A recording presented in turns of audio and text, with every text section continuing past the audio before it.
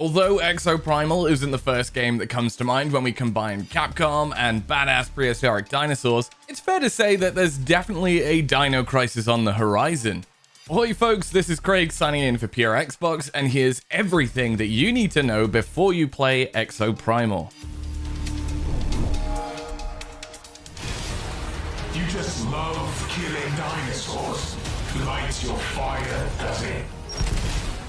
By the time you watch this, Exoprimal may or may not already be out, but Capcom's latest Dino Extravaganza launches July 14th on Windows PC, Xbox One, and Series consoles, and will also be available as a day one release on Xbox Game Pass for console, PC, and cloud. Considering Exoprimal is an online-only team-based action game, it shouldn't come as a surprise that in order to play, a constant internet connection is required at all times. If your plan is to cull the dino invasion on PC, best make sure your hardware specs at least meet the minimum requirements on screen now. Nobody wants to be Dino Chow in stop motion now, do they?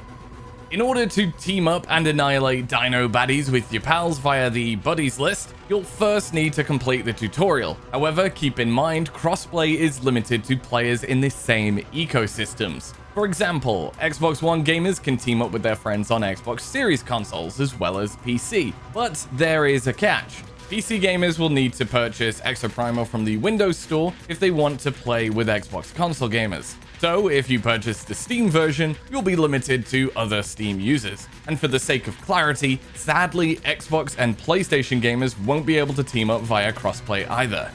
Cool, so those are the general basics. Let's get into the story. So, Bikitoa Island's been sealed up for 3 years and Ibius won't own up to Leviathan's malfunction? In the year 2040, the demand for a Dino Crisis remake has clearly gone too far this time. Distortions in the fabric of reality have opened up portals across the globe and begun puking out hordes of history's most ferocious beasts. What are they? All together now, Dinosaurs! That's right, dinos. The mysterious reappearance of these big-toothed baddies threatens humanity's existence. This is where Ibius Corp and its advanced technology comes into play. The company's next-generation artificial intelligence, called Leviathan, can now predict where these puke-hole dino portals will pop up next and deploy hardcore exofighters to slap extinct stickers on every dinosaur that comes through. Kitted out in futuristic combat armor known as Exosuits, and geared up with cutting-edge weaponry, or rigs as they call it in Exoprimal, these pilots are humanity's best chance at survival. Fast forward 3 years, an Exofighter patrol squad known as the Hammerheads crash land on Bikitoa Island. From here, the AI Leviathan forces the Hammerheads' mostly customizable Exopilot Ace to participate in deadly war games against other exofighters and the hordes of dinosaurs in a time-bending story to unravel why Leviathan is testing the exosuits. So, what exactly are exosuits? Well, they're high-tech combat armor developed with the sole purpose to destroy the dinosaur threat. At launch, Exoprimal will feature 10 unique exosuits for players to familiarize themselves with. Based on their abilities, exosuits are categorized into one of 3 combat roles: the Assault, Tank, and Support. The 4 Assault exosuits will of course focus on dealing massive damage at any range. If you fancy yourself the John Rambo of Dino Destruction, then this role might be for you. So take your pick from Deadeye's mid to long range assault rifle, Zephyr's energy tonfas and light armor combo for quick melee combat, Mirage's overwhelming variety of grenades, mines and missiles, or Vigilant's increased mobility and long range sniper rifle. Or shift focus from offense to defense with one of 3 tank exosuits. Get behind Roadblock's aptly named oversized shield capable of protecting allies whilst knocking enemies back. Krieger's bus-sized minigun, great for suppressing hordes of dangerous dinos, or Murasume's blade to lure, absorb incoming damage, and toss it right back with powerful counters. But to do any of this, you gotta make sure your team stays alive long enough to dish out damage, and that is where the 3 support exosuits come in. What's a team without a medic, eh? When the Witch Doctor exosuit isn't paralyzing foes, its primary role is to heal and buff the movement of allies. Skywave can take to the sky to disrupt the flow of enemies by blinding and pulling groups into gravity wells. Whilst Nimbus is a highly mobile combat medic. Wielding dual weapons, Nimbus can deal as much damage as it can heal its allies.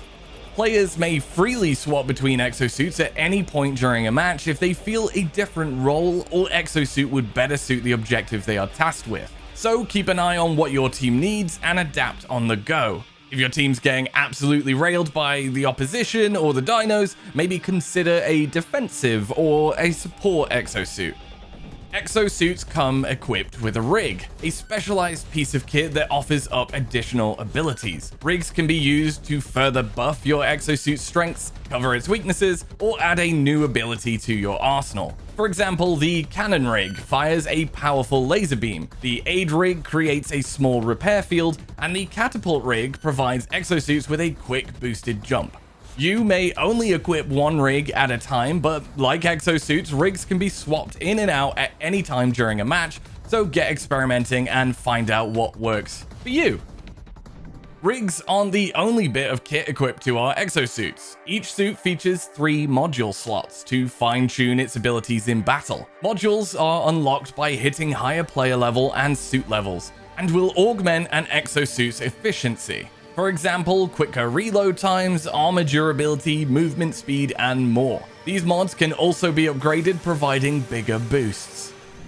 During matches, exo fighters can craft objects to support their wargame efforts. Collect enough craft chips and you'll be able to build durable walls to barricade and hold choke points, take the high ground with floating platforms, or place powerful sentry turrets to damage enemies. Crafting items may provide your squad with much needed support when things get a bit hot.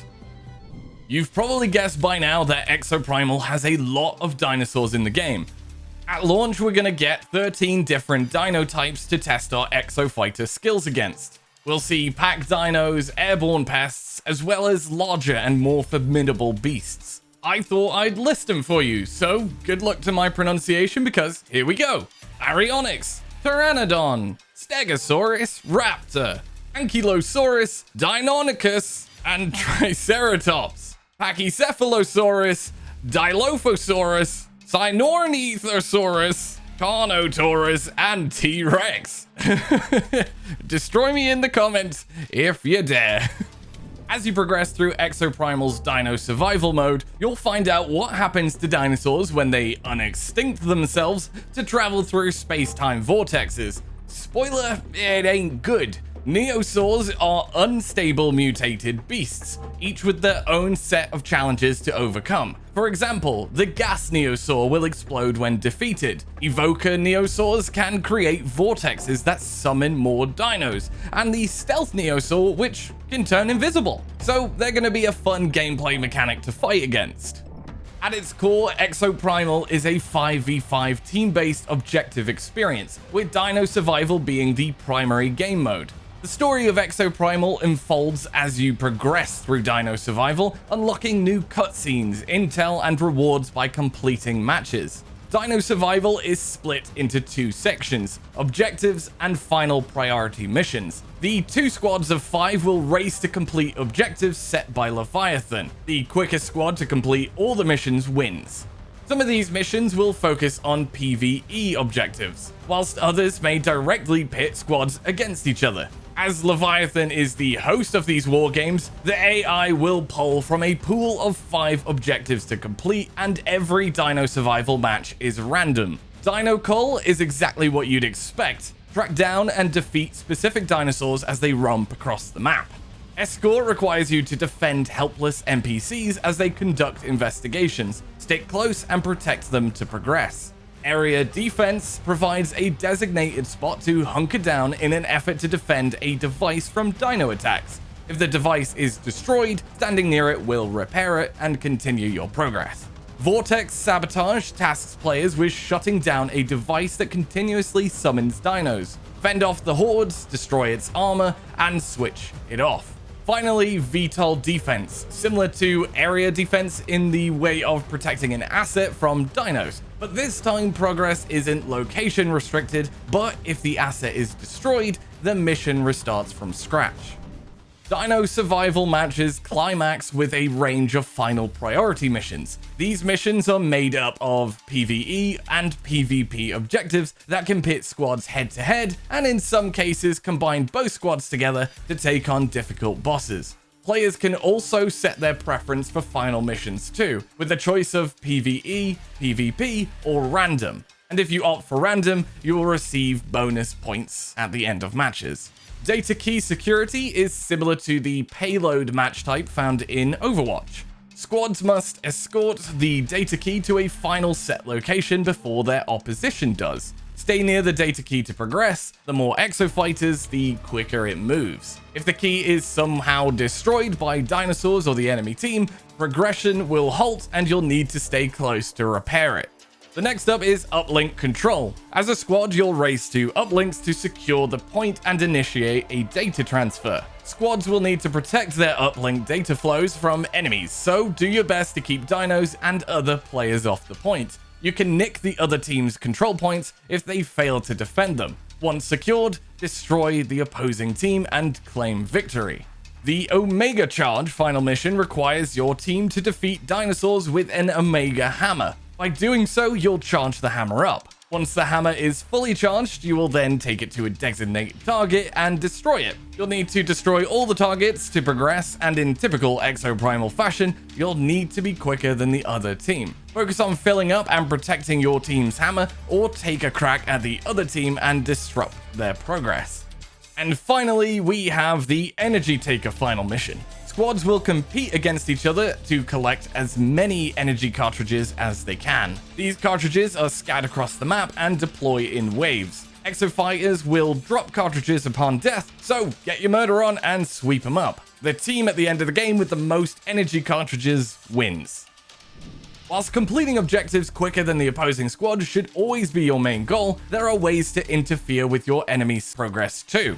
A special rig known as the Dominator may spawn during missions. Use the Dominator to summon and control a large dinosaur, like the T-Rex, and then send it to your enemy team's dimension. You can also trigger Neosaurs to disrupt your opposing squad too. If you spot a trigger Neosaur, basically a golden dinosaur, defeat it and it will strengthen the dinos fighting against the enemy team, making it much harder for them to successfully complete objectives. Now, outside of the main dino survival mode, Exoprimal will also feature the PvE Savage Gauntlet mode. Launching July 28th, 2 weeks after the game's initial launch, is a high difficulty mode. It's almost endgame content, with harder objectives and tougher enemies. Similarly, it will be 5v5 with the fastest squad to clear objectives taking the dub, but Savage Gauntlet will rotate the PvE mode weekly and will also feature a global leaderboard recording the quickest times. Improve your position on the leaderboard to earn new rewards and potential bragging rights. The Survival Pass and Customization. So earn XP by competing in matches and level up your player level, Exosuit level, and also your Survival Pass level. Exoprimal will feature seasons that last 3 months in length. With it, you'll progress your Survival Pass to earn rewards and customization options. Each season's pass will be split into 2 tiers, a free tier and a paid premium tier. Exoprimal will feature a social comm wheel for you to equip emotes and stamps to. Because, you know, sometimes we need to take a dance break from Leviathan's endless loop of deadly war games. The post-launch content begins August 16th and will be Exoprimal's first title update, bringing 10 new alpha variants for the current roster of Exosuits. Each of those will include their own unique abilities and loadouts from the default options. Season 2 will begin in mid-October and will include Capcom's Street Fighter 6 collab content, as well as new rigs and modules, a new map, final mission, and more. Capcom haven't said much about it other than Season 3 will commence in January 2024. Beta variant suits will be added, along with a new powerful Neo Triceratops. So it's cool to know that more dinosaurs will be coming. They also teased a Monster Hunter collab for us to look forward to. So there's that as well. Well, there you go. Plenty of Exoprimal bits and bobs for you to sink your teeth into. Let us know which exosuit is your favorite to main in the comments. As always, thanks for watching. Be sure to head on over to purexbox.com for all the latest Xbox news, reviews, and general gaming malarkey. Oh, and hit subscribe to the channel here too. Hopefully this means you're all ready for Exoprimal, and all that's left to do is say bye-bye for now. Cheerio!